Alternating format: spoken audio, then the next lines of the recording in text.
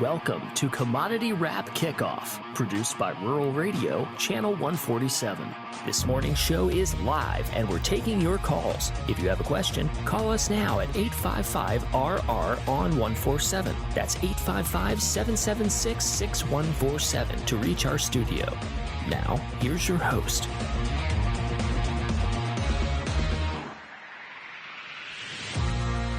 Thank you very much for tuning into the show here this morning. And it's also a Commodity Wrap call-in. And you just heard the number, 855-776-6147. 855-776-6147. All right. That's you can get ready to call in while we get to our guest analyst. We're going to go through some numbers here. Let's get Craig Bolanos on the line. Craig, CEO and co-founder of VestGen Wealth Management in Chicago. Craig, thanks for being on. Hey, good morning. Happy Friday, Jobs Report Friday. With all the trade news out there, you know as well as I do, Scott, and so do our listeners who are in the know, we need Goldilocks, right? And where'd we come in? 143,000 versus 169,000. Boy, not too hot, not too cold. It feels okay to me. What do you think? I don't know. I mean, we were looking for 169, so it came in a little underneath. They moved up last month from like 263 to 307, I think. At least it looks like that to me here. So it's neither here. Yeah, it's probably Goldilocks. It's neither here nor there with me. The unemployment rate. I don't know that it's totally Goldilocks. I'm sorry. I got to dive into these things here because the unemployment rate just dropped to 4%. 4.1. Yeah, that I didn't necessarily want to see. I would have been happier keeping it at 4.1, right? Well, there's so many immigration things that went into this. So I don't know if we're going to need to see a couple more. Now, I hate saying that, but there was going to be some big adjustments. And, I mean, it wasn't as radical as a lot of folks thought we could see here this morning. So I suppose with a 143 print and a revision up last month, a lot of people think we got away with something there. But I think our earnings, that's inflationary from 0.5%, expecting 0.3%, and that's month over month, as well as the year over year came in at 4.1. So I don't know how they'll handle that. No, because the 10-year is moving higher. But I'm happy about this because, I try to see the bright side of things. Isn't it nice for you and I to be visiting after 3 years without having an inverted yield curve? Man, I feel like bizarro world is over and things are back to normal. Maybe bonds are acting like bonds again, and they're actually going to zig if other things zag. And I think that's good for a lot of investors across America. I'm on a little bit of a equity delay. You're probably on live. I mean, what are the futures markets doing as far as equities go?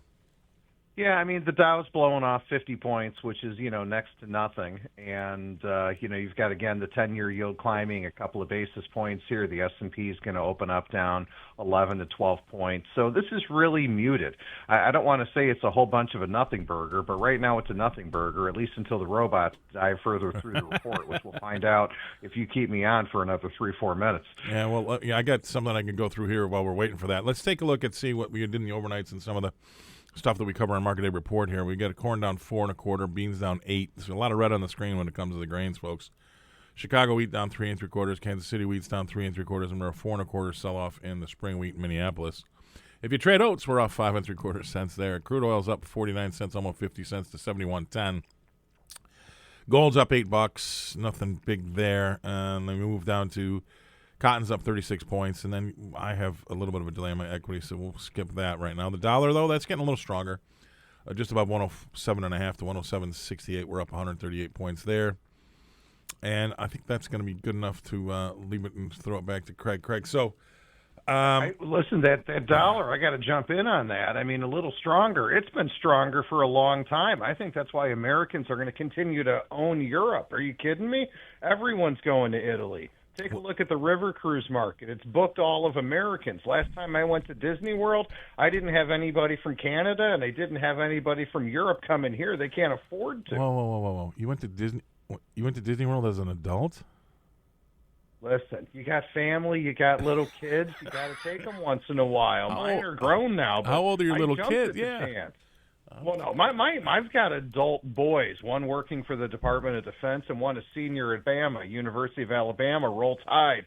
But when you got nieces and nephews in the 3 to 5 area, and I could drive an hour and a half there from my place in Florida, how do I not make an appearance? Okay, all right, I'll let that slide. But there's something about that adults only going to Disneyland. Some people go there to get married. Some people go.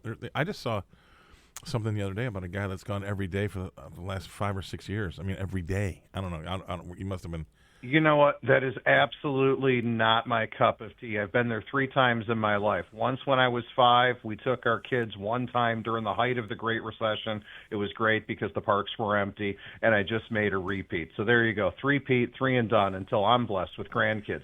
But back to this comment, again, I think consumerism is going to remain exceptional in the U.S., and I think the middle and upper-class consumer is going to keep that piano, as you talk about it, on their back and do their very best to make up for the spending for everybody else that still is eating hamburger helper without the hamburger. Yeah, well, I mean, it's hard to argue with that. Now, I think what will be day 17 or 18 now. It's been a whirlwind. And I do have confidence that he can get something done. It's going to be difficult because I think he's going to have to choose between inflation or deflation. I mean, it's going to be hard to run it right down the middle. It's like a really difficult golf shot. You got to go under the bushes and over the tree, and I just don't know. It's because we're going to have to inflate our way out of this debt, Craig. There's no other way out, okay? I mean, he can cut all he wants. I get it. But he can't cut 37 trillion. And so we're going to have to inflate our way out of the debt. So I think we're going to have a 10-year that's higher and for a little longer than most people would expect. But at the same time, he wants to get prices down.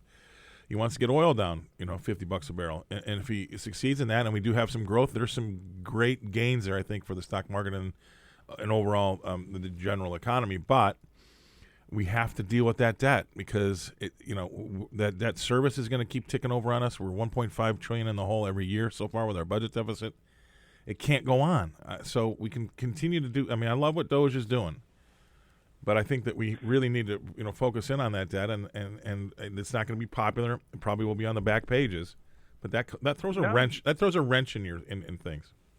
It does.